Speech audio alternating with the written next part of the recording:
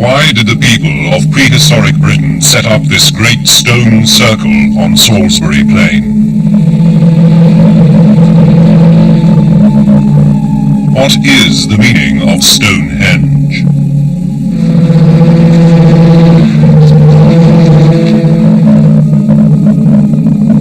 Were Britain's other rings of stone centres of an unknown pagan cult? Were they places of sacrifice and death? Were they observatories where 4,000 years ago astronomers plotted the courses of the sun, moon and stars? Now is the dawn.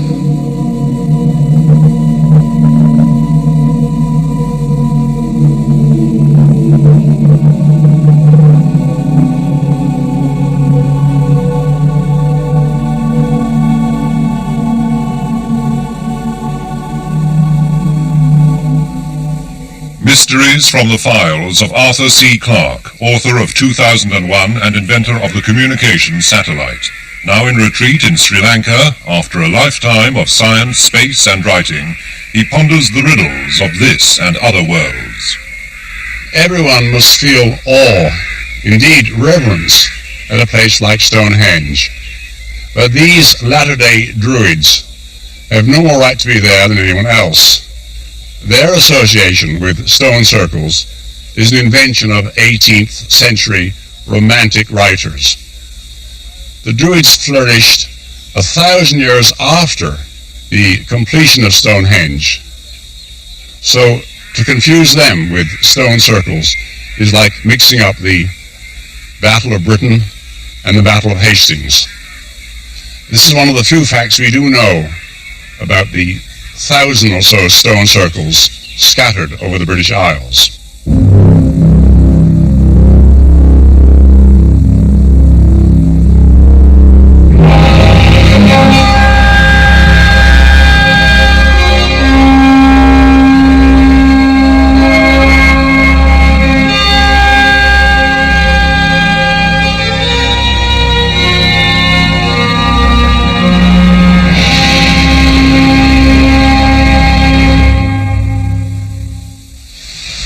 I'm standing amongst the 2,000-year-old ruins of Anuradhapura, the ancient capital of Sri Lanka. The Romans sent their ambassadors here before the birth of Christ. We know the exact history of this city because its builders left written records.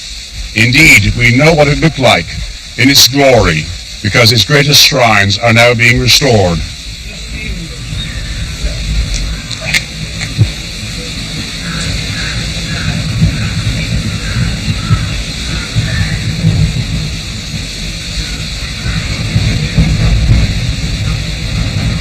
By contrast, the hundreds of stone circles scattered over the British Isles are a complete mystery.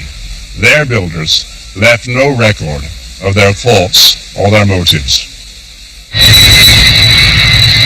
More than 1,000 circles and henges have survived into modern times.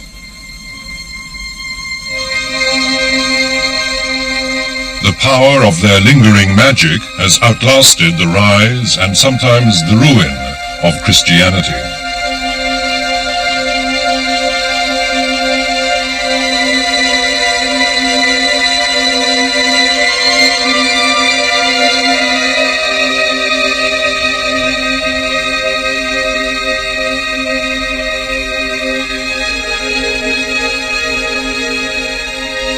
These are empty places scattered over the British Isles.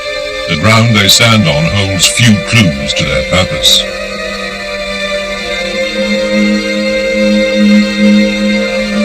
But in some circles, the layout of the stones themselves may indicate the answer.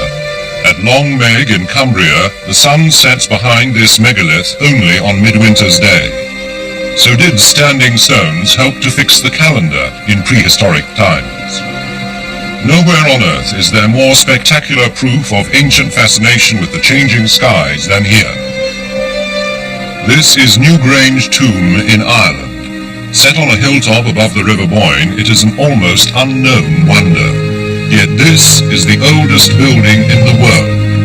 Face laced with gleaming and immaculate quartz, it was built 5 centuries before the pyramids. It is 5,000 years old.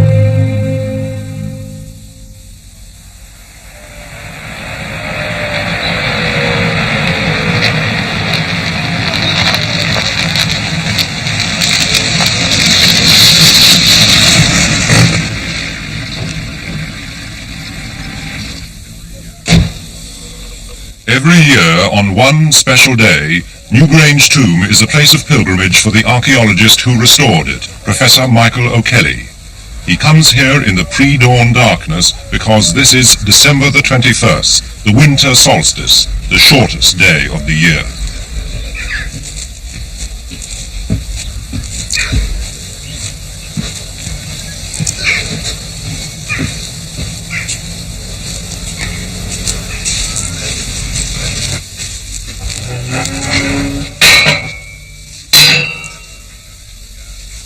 Professor O'Kelly began to unlock the secret of Newgrange when he uncovered a strange slit above the door.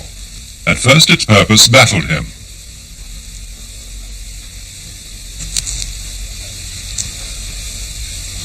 The tomb has an inner chamber magnificently vaulted. Oddly, it contained the bones of just 4 adults and 1 child. His hunch was that the slit above the door was to let the sun into the tomb to wake the spirits of the dead. This would probably happen, he thought, at dawn on Midwinter's Day.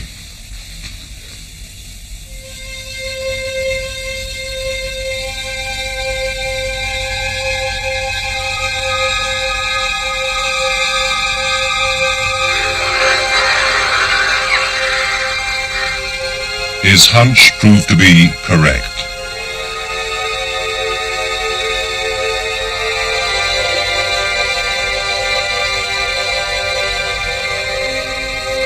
Through the slit on the shortest day of the year come the first rays of the sun as it rises above the ridge on the far side of the River Boyne. Michael O'Kelly will never forget the first time he witnessed the astounding phenomenon which the builders of Newgrange designed their Stone Age cathedral to capture.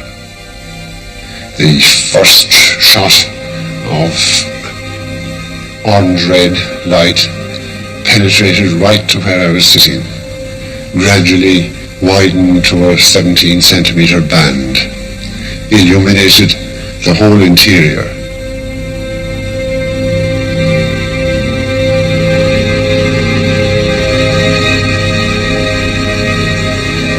I could feel the spirits of the dead all round about me. Then I wondered if a voice shouldn't come and say something, even if only to tell me to get the hell out of here. But nothing happened. Silence. The band of light slowly crossed the floor, and then a point came after 17 minutes, sudden cut-off. Darkness.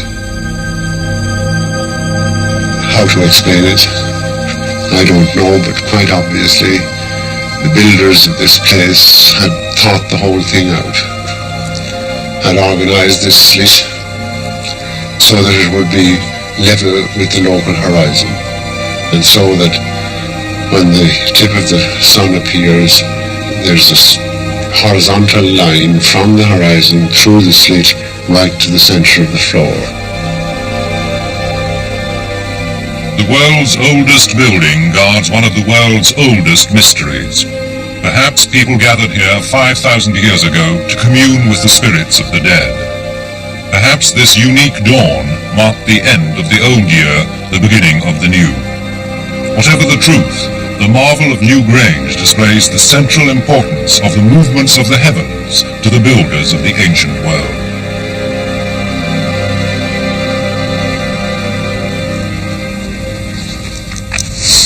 Far to the north, in the Scottish Highlands, Dr. Archie Tom believes he has proof that standing stones mark full-scale observatories used by prehistoric astronomers. His theory, first suggested by his father, an Oxford professor, is that the stones were aligned with distinctive features on the horizon. In this case, a cleft in the hills, the Paps of Jura, 26 miles away.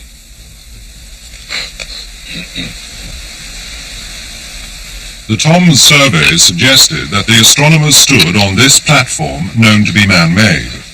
In an age when Scotland enjoyed fine weather, they could fix the date of the winter solstice by standing in line with the stone and watching the sun set precisely in the cleft of the hills of Jura.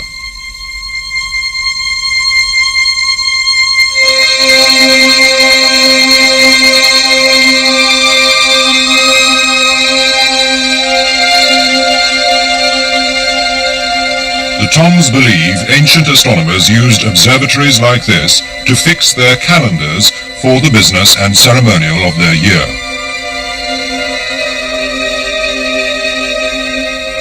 A computer has already established what seem to be dozens of astronomical alignments at Stonehenge. But strange pits on the top of the Stonehenge lintels have inspired this American schoolmaster Richard Brinkerhoff to suggest an even more exotic astronomical theory. He believes the ancient astronomers used the top of Stonehenge as a catwalk.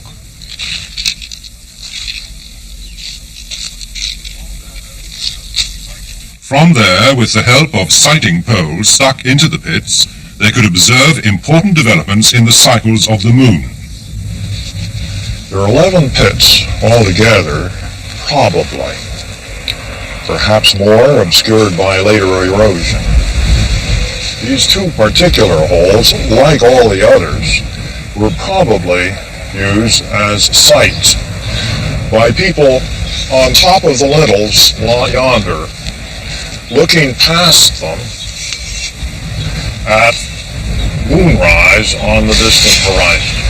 The northernmost point that the moon ever rises on the horizon, as seen from across the circle, is identified precisely by the farthest of these pits behind me, above which the moon rises once every 57 years.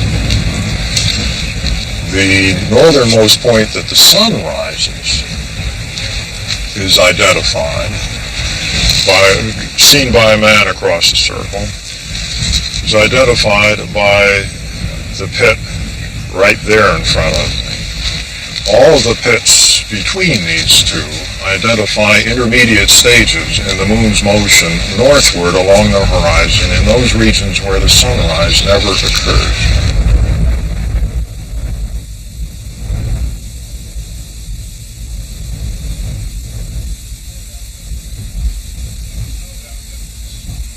There's no doubt that some of these stone circles do have astronomical alignments, but this doesn't mean that their builders were skilled astronomers. As for the other circles, the majority, well, perhaps they were no more than meeting places, the equivalent of the village hall, if you like. We can't prove this because all the structures disappeared except for the basic stones. Look at this forest of columns around me. No one would ever have guessed what this was. In fact, these pillars were the foundations of a very tall building, many stories high, built about 2,000 years ago. But all the wood has vanished, so today it's impossible to guess what the original structure was like. And that may be the case with the still unexplained stone circles. But the incredible scale of this circle at Avebury in Wiltshire almost defies modern explanation. It covers 28.5 acres and encompasses a whole village. In the ancient world, some experts believe, it must have been such a showpiece that Stonehenge, with its weird arches, was built later as a rival attraction. Avebury must have been a massive undertaking. Its construction leaves archaeologists awestruck.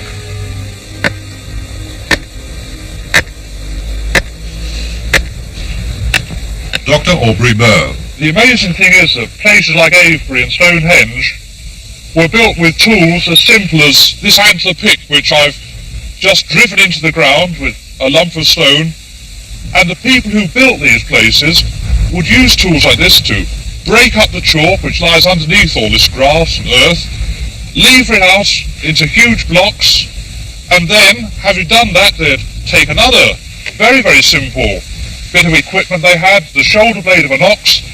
They'd use this to shovel up the chalk into wickerwork baskets.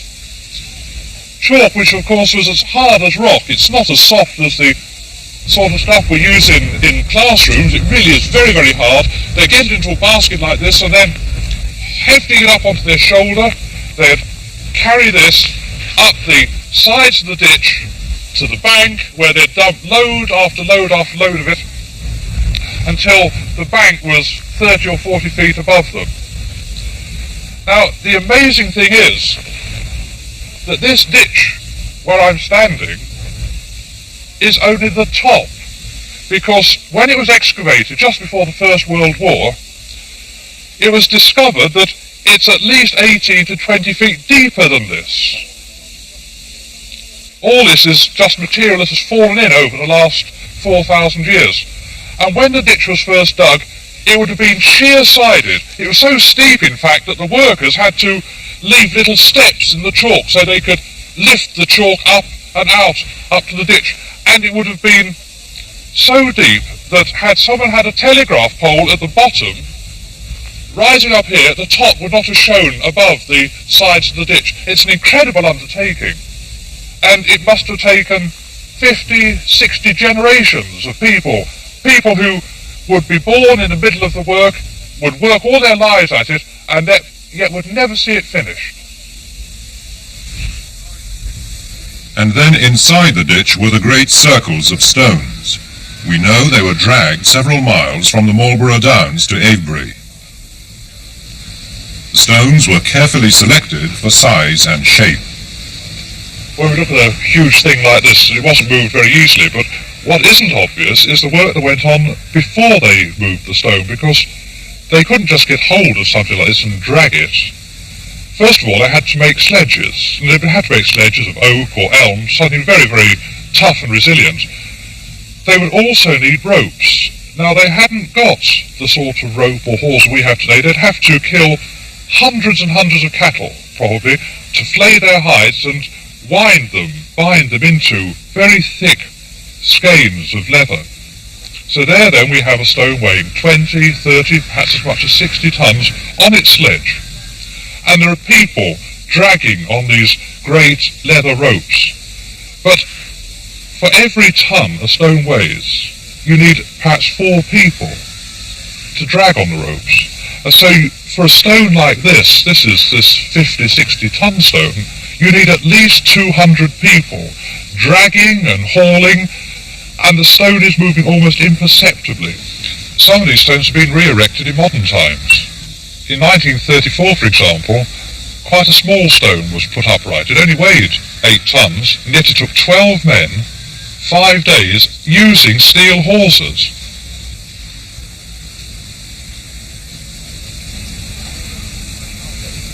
At circles like Castle Rig in Cumbria, the construction was easier, but the layout is often puzzling.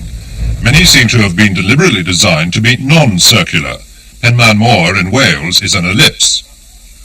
Borough Hill in Roxburghshire is one of many shaped like an egg. Castle Rig itself is a flattened circle. Such precise patterns are repeated all over the country. 16.25 metres. Studying this strange geometry is the hobby of Dr. John Edwin Wood, for it's not a case of bad drawing. Oddly, the early rings are perfect circles. Deducing how Castle Rig was laid out is a challenge. We think that this was laid out quite simply, starting with a number of equilateral triangles.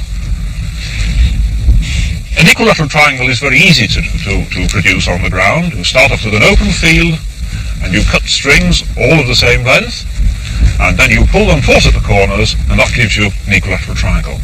And this was built up with 4 equilateral triangles, with ropes and pegs like this. 1, 2, 3, 4, and they put a peg there, and a peg there, a peg here, and a peg here. Well, we think that it was probably laid out like this. Now, this represents Castle Rig, and the stones are shown by the black blobs on the plan. And these pins are the positions where they would have had to put the pegs in to lay out the stone circle. And we think they started with a rope from that pin direct to this one, and then round to make the circumference of the circle start there. And notice how it swings round that one, and then it comes free to give you an arc of a circle of a different radius, and when you get to here, it catches up again on this one to make the other little arc. And now the next thing that they would have done is to transfer the rope to that peg and complete the rest of it by allowing it to swing round the centre peg all the way, so that finally you get the full geometry of the Castle Rig ring without anything more elaborate than strings and pegs.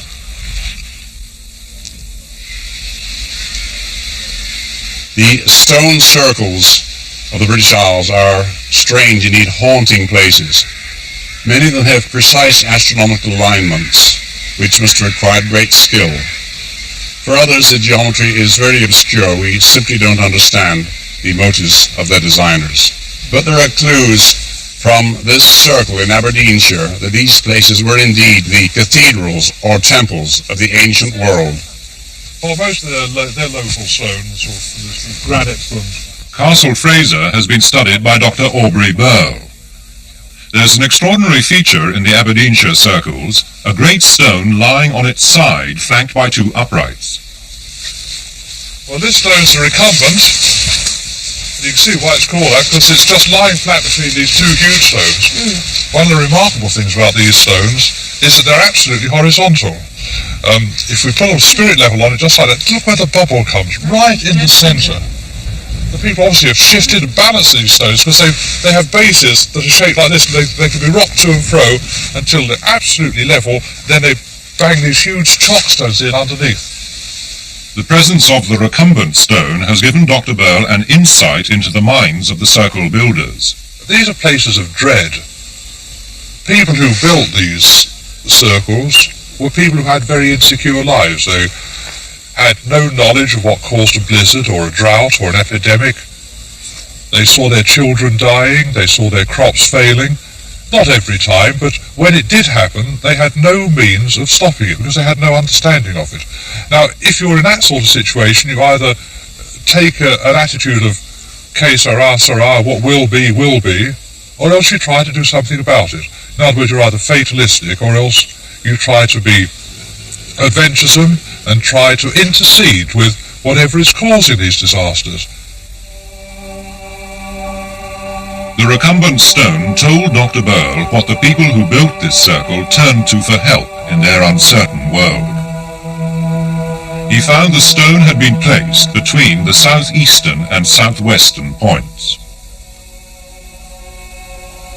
They were concerned with one phenomenon only. That was the moon up in the sky. Because the moon rises towards the southeast, it sets towards the southwest, and there are nearly 50 recumbent stone circles where it's possible to work out exactly in which direction a recumbent stone is directed, and every one of them is directed just to that position where the moon would pass between one flanker and the other flanker, passing over the recumbent stone and then setting. The moon must have been an object, I think, of very special reverence, if that's the right word, to these people. We don't know how they regarded the moon, but we do know, even from today's astronomical observations, that to pass from one flanker to the next, the moon must have been slowly moving across the recumbent for 1, perhaps 2 hours. And it must have been at that time that the people performed their ceremonies. But there's rather more than that. The moon has a very peculiar motion in the sky, and once about every 19 years, the moon is very, very low on the southern horizon, very low indeed. And at that time, instead of being high up it would have appeared almost to roll along the top of the recumbent stone, a magical moment for the people. Although there are some clues to ceremonies enacted on nights of the full moon, the ashes of fires, even the pitiful remains of many different children, the stones keep their eerie secrets. When we look at circles like these, at least I am always very much aware of a mystery surrounding them, because we can collect so many facts about them, we can make so many deductions about them, and yet in the end, when we stand in a ring like this on a beautiful moonlit night, I am more aware of mysteries than of answers. I can see shadows, but what I can't see, however hard I try, are the people who built them. I know something about their lives. I know their lives were short. I know their children suffered. I can understand why they put up these stones. But what actually went on inside the rings, the actual beliefs of the people, these are matters which escape me, and I suspect will always escape us. You know, it's like reaching out into the darkness. You can go so far, but in the end, you can never touch them. You're always reaching for a shadow.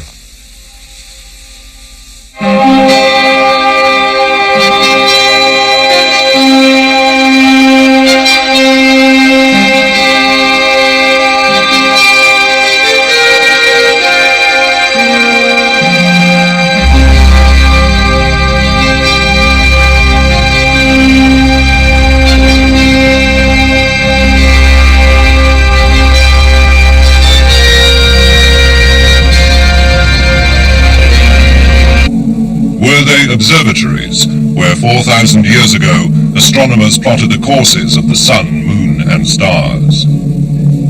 Now is the dawn.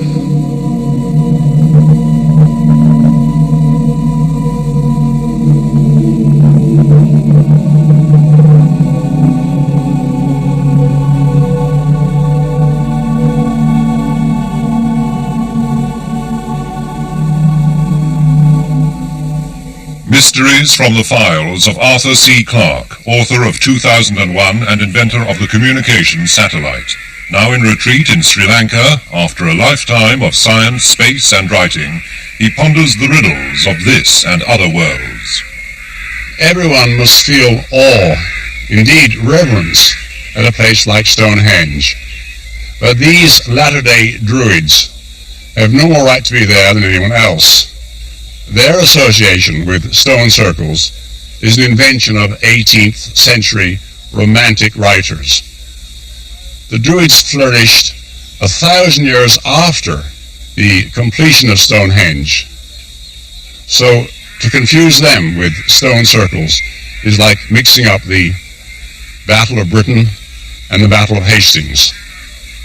This is one of the few facts we do know about the 1,000 or so stone circles scattered over the British Isles.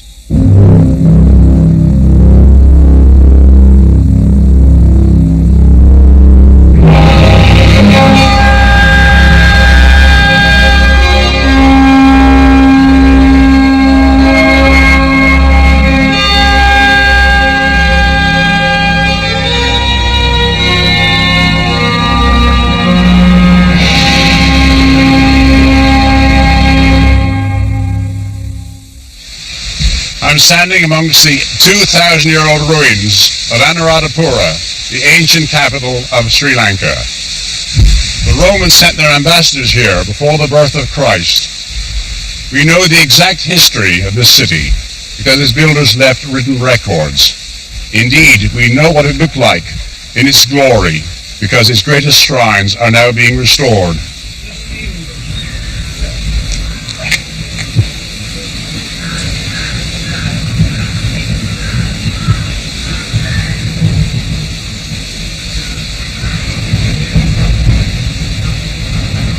By contrast, the hundreds of stone circles scattered over the British Isles are a complete mystery. Their builders left no record of their thoughts or their motives. More than 1,000 circles and henges have survived into modern times.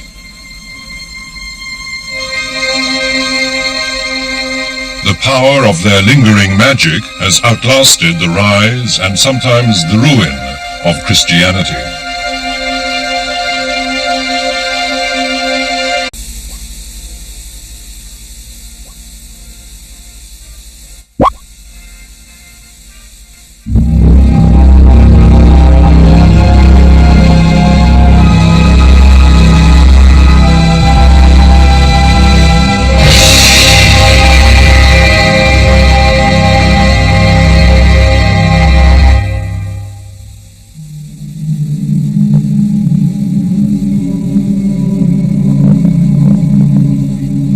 Why did the people of prehistoric Britain set up this great stone circle on Salisbury Plain? What is the meaning of Stonehenge?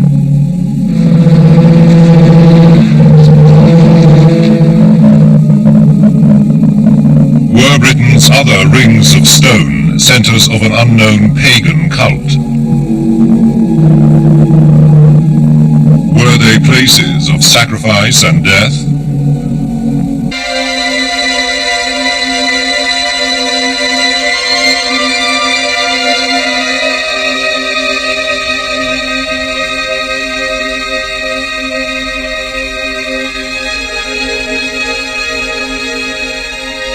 These are empty places scattered over the British Isles. The ground they stand on holds few clues to their purpose.